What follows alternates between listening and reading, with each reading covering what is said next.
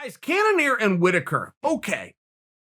I cannot speak about this fight without telling you how impressed I was with Cannonier. And every now and then that happens, right? Every now and then you have an event and a guy loses, but his stock goes up. And this was a bad match from Jump Street, and the narrative on this fight was off from the beginning.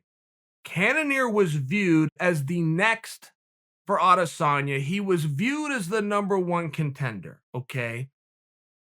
Cannonier is dog tough. He's got a great story. He's got a grit and got a heart. But guys, if we backed up 1 year ago, when Robert Whittaker was the champion of the world and we did this fight, every single one of you would be sitting there and complaining that Jared Cannonier was fighting for the world championship. It would have been nothing behind it that made any level of sense. Look, Whittaker has only one loss. And even if we're fast forwarding the tape till now, he's only one loss removed from being the world champion. And had this fight happened when he was the champion, it wouldn't have made sense. One guy has ever played fisticuffs with Robert Whittaker and not left face down and embarrassed, and that is Adesanya. Everyone else that has done that has been beaten. One guy went in there with Olympic-level wrestling. His name is Yoel Romero. He had 10 rounds to take Whittaker down. He never took and held Whittaker down a single time in 50 minutes. I offer you that.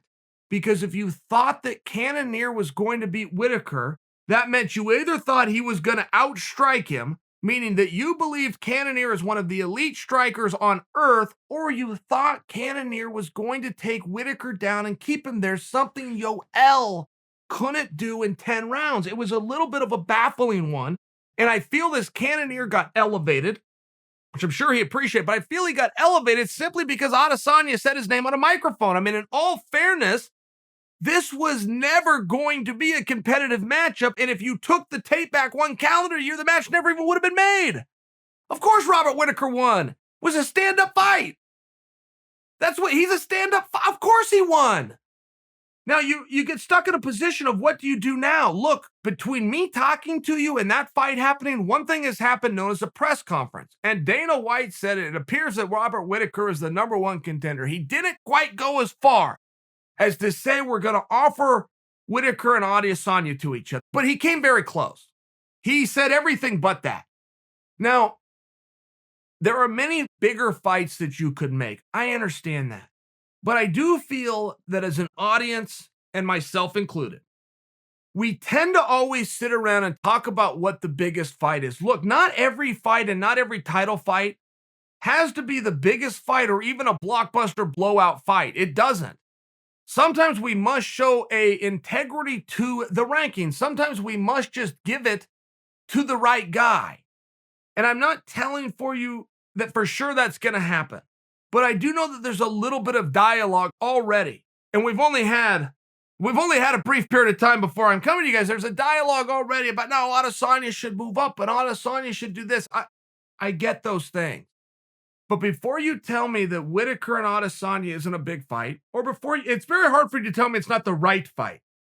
But before you tell me it's not a big fight, okay, I want to take you a walk down memory lane. None of us know the pay-per-view numbers. We just don't. We have projections that are put out there. The best to ever give projections is Dave Meltzer, and he sucks at it, but he's closer than everyone else. And he's terrible at it. He's closer than everyone else. One thing that we do know is that the largest gate in history, the most people to ever attend an MMA event, was Adesanya versus Whittaker at 57,000. Now, the fact of whether or not that could be a big fight is not my overarching premise to you. I agree with Dana that Whittaker has done enough, that Whittaker is the right guy. Now you got to go back, you got to talk to these guys. I'm only trying to cut you off at the pass. That when people are attempting to say what a big fight is, that's the biggest fight ever per the live gate, which is one of the arms that we know, and not to mention it's the only one that we know for sure. The pay-per-view is guessed. The pay-per-view is done like through an algorithm. Nobody knows what those are. It's a private. I only share that with you because if you're trying to say it's not a big fight, history would say that you're wrong. And there's also a story if you're going to go into fight number 2. What's going to be different? Right? You don't just always put the top guy with the top guy. You know, if they've already fought once, there is a reason to go, look, no, we need some parity. You guys have already fought. It was a massacre. That first fight was a massacre. Whittaker didn't only get knocked out. He got knocked out twice. One time he was saved by the bell, but I will submit for you. Robert Whittaker coming out tonight and hitting a takedown on Jared Cannonier does show an improvement and a change in his game. And that's the only thing that you have to create in the audience's mind to go ahead and make a rematch like this. Let me tell you something. Dominick Reyes fought Chris Weidman. Fight was over in less than 1 round. Reyes was undefeated, not terribly known, and this was his first main event. He's in there with Chris Weidman, who's an All-American wrestler, and Weidman changes elevation and hits a most beautiful double leg. I mean, Weidman's shoulder was where it was supposed to be. His head was where it was supposed to be. His hands were where it was supposed to be. His hips were in. Reyes defended it. Reyes backs up and he digs an underhook and he hits the fence and he pulls Weidman up to his feet and off of his legs. And I remember that moment for me as a fan go, oh my goodness. Because the talk in that fight was the winner was going to draw into Jon Jones. That was supposed to be Weidman. I remember seeing Reyes stop that takedown and going, oh my goodness. Because if you're going to think that anybody can beat Jon Jones, the very first thing that you have to do is identify that they could or potentially could stop a takedown. Jon Jones is so nasty at ground and pound. He is so wildly lopsided in shots that he succeeded at as opposed to takedown attempts that were defended that you have to be able to cross that box before you can ever make believe somebody has a chance. And Reyes just showed me he could. Reyes stopping Chris Weidman in the first round, early, imperfect, but made me interested in that fight. Now, I bring that to you because nobody knew Whittaker had a takedown. I've seen every one of Whittaker's fights, and perhaps I'm not remembering it clearly, and some of you jerks out there that are a little better at this than me, I'm sure will let me know that I don't remember a takedown. Guys, not only do I not remember a takedown, I don't remember him trying a takedown.